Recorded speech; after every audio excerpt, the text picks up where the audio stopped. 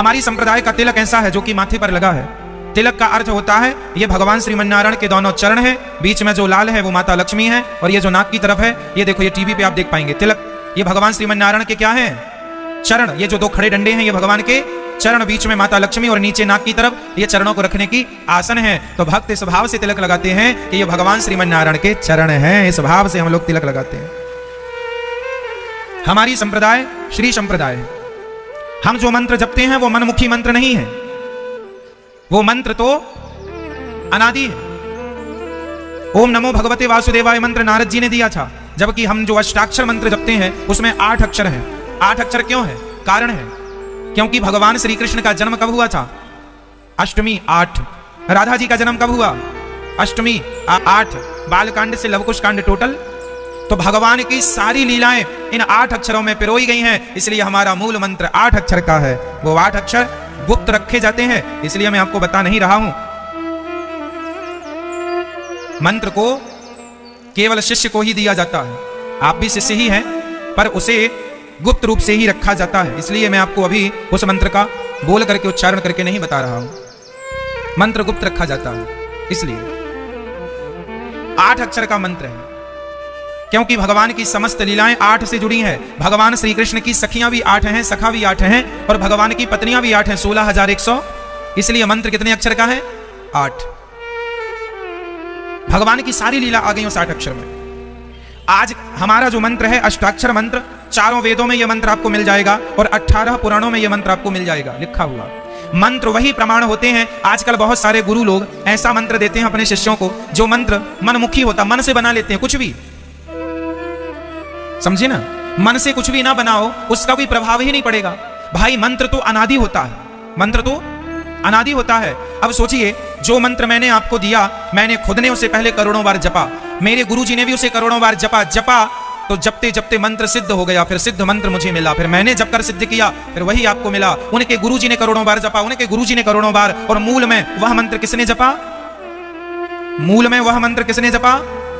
बोलो, माता लक्ष्मी जी ने। माता लक्ष्मी जी श्रीमन्नारायण के चरण दबाती जाती हैं और उसी मंत्र का जाप करती जाती हैं। माता लक्ष्मी जी ने सबसे पहले श्री षटकोप स्वामी जी को मंत्र दिया,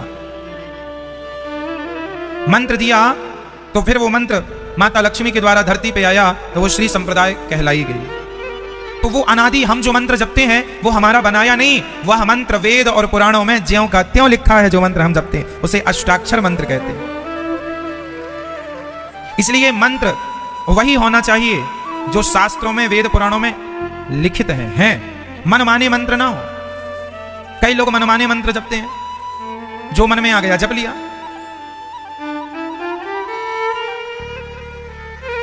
अब हम आपको बताते हैं कौन कौन से मंत्र शास्त्रों में हैं।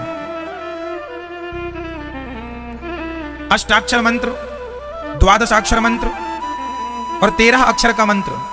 श्री राम जय जय राम, यह भी मंत्र है। हरे कृष्ण कृष्ण कृष्ण हरे हरे, हरे राम राम राम हरे हरे, यह भी मंत्र है ना? राम जी का मंत्र भी है, भगवान श्री कृष्ण का मंत्र भी है, और भगवान श्रीमन्नारायण का मंत्र भी है। ये सब एक ही तत्व है, मंत्र अलग अलग होते हैं। अब आप कहें महाराज जी कौन सा मंत्र ज्यादा अच्छा है? भैया सभी मंत्र बहुत अच्छे हैं। आप किसी एक मंत्र को पकड़ के उसमें श्रद्धा जमा लो, वही मंत्र आपको भवसागर से पार लगा देगा। सभी मंत्र पावरफुल हैं। आचार्यों ने हमें अष्टाक्षर मंत्र दिया है, हमारे लिए वो अच्छा है। कोई हरे कृष्ण जप रहा है, ये भी अच्छा है। कोई श्री राम जय राम जप रहा है, ये भी अच्छा है। कोई विठ्ठल विठ्ठल विठ्ठला, पांडुरंग विठ्ठला जप रहा है, ये भी अच्छा है। कोई जगन्नाथ जप रहा है, ये भी अच्छा है। भगवान का कोई भी नाम कोई जप रहा है, कोई गोविंद गोविंद जपे, कोई श्री कृष्ण गोविंद हरे मुरारी, हे नाथ नारायण वासुदेव, कोई ये जपे। सारे मंत्र अच्छे हैं अपनी अपनी जगह, पर जो गुरु जी देते हैं वही गुरु परंपरा बन जाती है, वही गुरु परंपरा है। गुरु जी ने जो मंत्र दिया वही आपका मंत्र है। मंत्र परम। अब जैसे श्री कृष्ण गोविंद हरे मुरारी, हे नाथ नारायण वासुदेव, इस मंत्र में 5 नाम आते हैं भगवान जी के। श्री कृष्ण गोविंद हरे मुरारी, हे नाथ नारायण वासुदेव। यदि हम हे नाथ को लेते हैं तो 6 नाम हो गए। जैसे हमने बताया था आपको कि नाथ कह देने से 6 नाथ, हमारे वैष्णवों में कितने नाथ माने गए हैं? 6। अब देखो इस कीर्तन, ये कीर्तन भागवत जी में लिखा है। श्री कृष्ण, ये कीर्तन भक्ति महारानी का कीर्तन है।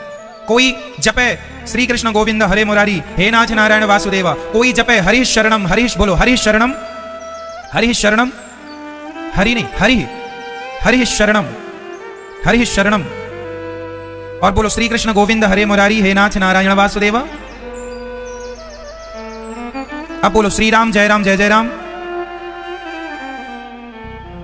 ओम नमो भगवते वासुदेवाय। ये देखिए, अब आप कहेंगे महाराज जी इतने सारे मंत्र आपने बताइए, बताओ हम कौन सा जपें? तो हम आपको यही क्लियर कर रहे हैं कि सभी मंत्र का अर्थ एक ही है। ये सभी मंत्र एक ही ओर इशारा करते हैं, भगवान श्रीमन नारायण की ओर, है ना। आप जप रहे हैं सीताराम सीताराम, इसका अर्थ क्या हुआ? सीता कौन है? लक्ष्मी। राम कौन है? नारायण। तो सीताराम कहो या श्रीमन नारायण कहो, एक ही बात है। कोई बोले राधे श्याम राधे श्याम राधे श्याम, तो कोई राधे श्याम, राधा कौन है? लक्ष्मी। और कृष्ण कौन है? श्याम कौन है? नारायण। तो चाहे राधे श्याम कहो तो भी श्रीमन नारायण, सीताराम कहो तो भी श्रीमन नारायण, श्री राम जय राम कहो तो भी श्री कृष्ण गोविंद हरे मुरारी हे नाथ। आपने कुछ नहीं बोला, इतना बोल दिया हे नाथ, तो 6 नाथों का स्मरण हो गया। 6 नाथ कौन कौन से? जगन्नाथ, बद्रीनाथ, द्वारिकानाथ, विठलनाथ, रंगनाथ और श्रीनाथ। नाथ द्वारा में श्रीनाथ। कितने नाथ हो गए? ये वैष्णवों की 6 नाथ हैं। आपने एक बार बोल दिया हे नाथ, बोलो हे नाथ, तो हे नाथ में 6 नाथ आ गए, जगन्नाथ जी, रंगनाथ जी, बद्रीनाथ जी, 6 नाथ, द्वारिकानाथ जी, विठलनाथ जी, श्रीनाथ जी। इसलिए इस कीर्तन में ये भी है श्री कृष्ण गोविंद हरे मुरारी। मुर नाम के दैत्यों को मारा भगवान ने, श्री भगवान का नाम पड़ा मुरारी। श्री कृष्ण गोविंद हरे मुरारी हे नाथ। हे नाथ बोल दिया तो 6 नाथ आ गए, हे नाथ। अब देखो इसमें भी आया नारायण, आया ना नारायण, हे नाथ नारायण, नारायण का नाम आया नारायण वासुदेव। तो कोई भी नाम आप श्रद्धा से जप रहे हैं वो सही है, पर एक बात याद रखो, आपके गुरुजी ने जो आपको मंत्र दिया है उस मंत्र में भगवान का नाम होना चाहिए। हम लोग देखते हैं कई लोगों के मंत्र में भगवान जी का नाम ही नहीं होता, कुछ भी जपते हैं, वो मंत्र ही नहीं है। जिस मंत्र में या तो श्रीमन नारायण का नाम हो, या राम जी का नाम हो, या श्री कृष्ण का नाम हो, या श्री मतलब माता दुर्गा का या माता लक्ष्मी का नाम हो, या तो फिर शंकर जी का नाम हो, ओम नमः शिवाय इत्यादि। यदि इनमें से किसी का नाम नहीं है आपके मंत्र में तो फिर आपका मंत्र ही नहीं है, वो मनमुखी मंत्र हो गया। जो मन में आया गुरुजी को सो दे दिया बना के अपने ढंग से, तड़ाम तुम तुम, वो फिर ये वाला, वो कोई परंपरा वाले नहीं। और फिर वो मनमाने मंत्र जपने का अर्थ ये हुआ कि राख में आहुति डालने जैसा। राख में क्या डाला? राख में आहुति डाला तो परिणाम क्या निकला? कुछ नहीं, कुछ नहीं।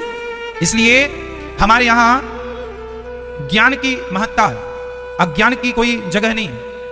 इसलिए हम आपको कहते हैं माथे पर तिलक लगाया करो। महिलाएं कैसा तिलक लगाएं? आपकी जो बिंदी होती है उस बिंदी के नीचे व्हाइट कलर से वी बनाया करो, वी, व्हाइट कलर का वी, और बिंदी के ऊपर खड़ा लाल। महिलाओं का तिलक ऐसा होना चाहिए और पुरुषों का ऐसा जैसा हमारा है। और ये तिलक का आशय यही हुआ कि आपने भगवान श्रीमन नारायण के दोनों चरणों को माथे पे, अरे जैसे पतिव्रता नारी पति के लिए मांग भरती है, ऐसे भक्त भगवान के चरणों को माथे पे सजाता है। और मैं कहता हूं कि यही चीज आप अपने द्वार पे रखा करो। आजकल कितनी, एक चीज समझो, आपके द्वार पर, कई लोगों के घरों के दरवाजे पर हमने देखा कि द्वार पर ही लक्ष्मी और गणेश जी का चित्र लगा देते हैं। कई लोगों के द्वार पर लक्ष्मी और गणेश जी का चित्र लगा है फ्रंट गेट पर ऊपर की तरफ। एक बात याद रखो, लक्ष्मी जी कभी घर के बाहर की तरफ ना देख रही हो।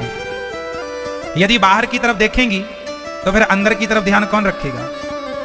इसलिए माता लक्ष्मी बाहर ना देखें, अंदर की तरफ देखेंगी तब तो अंदर का भंडार भरेगा माता लक्ष्मी की तरफ। अब लक्ष्मी जी बाहर ही देख रही हैं तो जो आई लक्ष्मी सब बाहर की तरफ भाग रही है, टिकती नहीं। महाराज जी घर में लक्ष्मी नहीं टिक रही है, और लगा लो द्वार में माता लक्ष्मी जी को बाहर।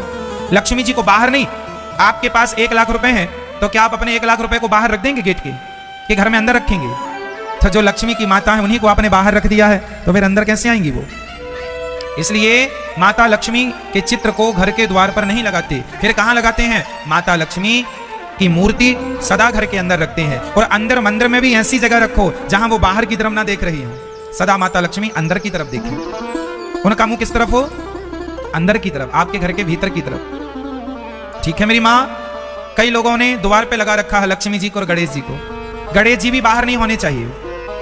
गणेश जी बुद्धि के देवता हैं, तो बुद्धि बाहर ही बाहर बुद्धि रहे, बाहर वालों के लिए बुद्धि रहे, घर वालों के, इसलिए बाहर वालों के लिए लोग अच्छी बात करते हैं, घर वाली से झगड़ा करते हैं, है ना। तो फिर द्वार पे क्या लगाए महाराज जी? द्वार पे क्या लगाओ हम बता दें?